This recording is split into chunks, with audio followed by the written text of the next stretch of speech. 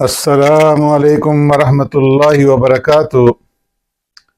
معزز سامعین و ناظرین، کثرت کلام اور لایانی گفتگو کا انسانی زندگی کے اوپر بہت زیادہ برا اثر وہ پڑتا ہے۔ فضول گوئی اور زیادہ باتیں کرنے سے عبادت کی لذت وہ جاتی رہتی ہے، اور یہ بھی تجربہ ہے کہ فضول گوئی سے نماز تہجد کے دوام میں خلل پڑتا ہے۔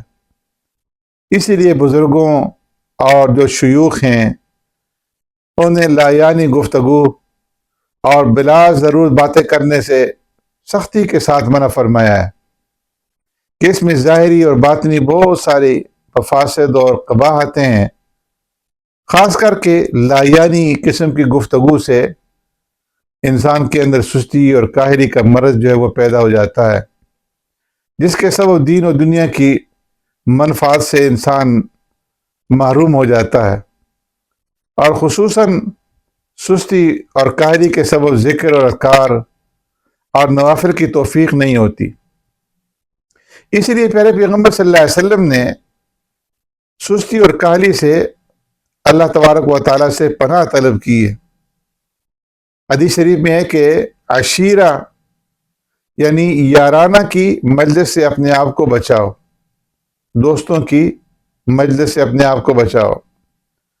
حضور صلی اللہ علیہ وسلم نے یہ بھی فرمایا کہ آدمی کے اسلام کی خوبی یہ ہے کہ غیر نافع شے کو، لایانی چیزوں کو چھوڑ دے۔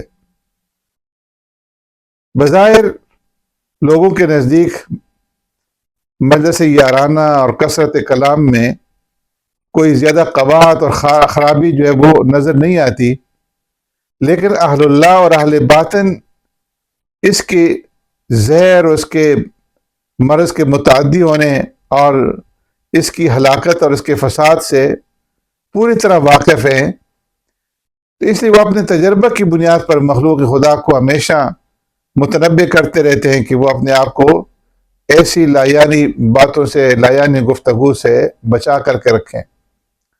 چنانچہ حضرت ابو سلیمان دارانی رحمۃ اللہ تعالی علیہ فرماتے ہیں کہ زبان کا گونگا رکھنا یہ مستحکم قلعہ ہے، اور عبادت کا مغز بھوکا پن ہے۔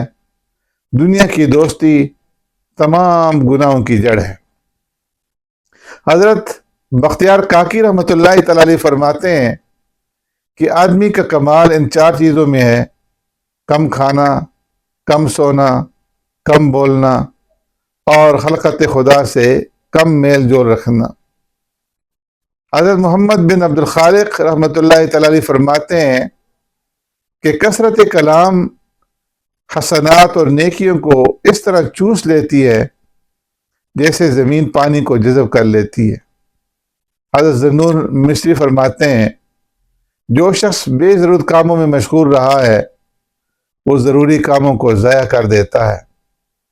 اس لیے جب آدمی سے کوئی فضول کام پڑے تو فوراً توبہ کرے اور فضول کام کے پاس نہ جائے، اور فضول گوئی سے، فضول باتوں سے اپنے آپ کو بچا کر کے رکھے۔ اللہ تبارک و تعالی ہمیں ان قیمتی نصائح کے اوپر عمل پیرا ہونے کی توفیق عطا فرمائے۔